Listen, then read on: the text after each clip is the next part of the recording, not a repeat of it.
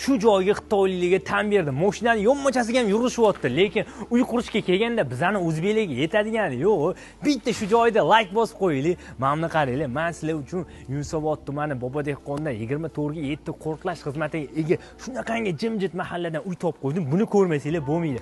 Mana qaranglar, yo mashalloh, kirgan odam chiqib ketsa kelmaydi. Bu fasadga qarab turib, men ko'zim to'ymayapti-yu, qaranglar.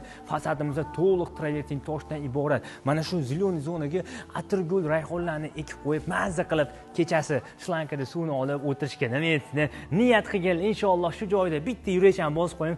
Inshaalloh 2026-yilda ota-onamiz bilan mana shunaqangi fayzli uylarda turishlik Allohim hammamizga nasib qilsa. Bu yoqqa keladigan bo'lsak, mana shunaqangi yozgi oshxonamiz, yozgi oshxonamizdan qishda ham foydalansanglar bo'ladi, chunki bu yog'i tupli polli qilingan. Bu yoqda hovli uchun ajratilgan sanuzor. Uyimizning fasadini ko'rib turibsizlar. Ana endi bu go'zal uyimizga birgalashib ichiga sayohat qilamiz. Qani ketdik.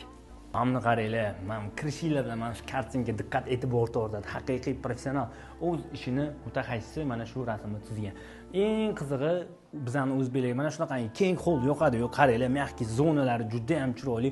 Bu yoqqa keladigan bo'lsak, birinchi etajimizdan spalnisi, ya'ni master spalni o'zini ichida sanuzillariga ega. Uyimizda tupli pol qilingan 3 etaji.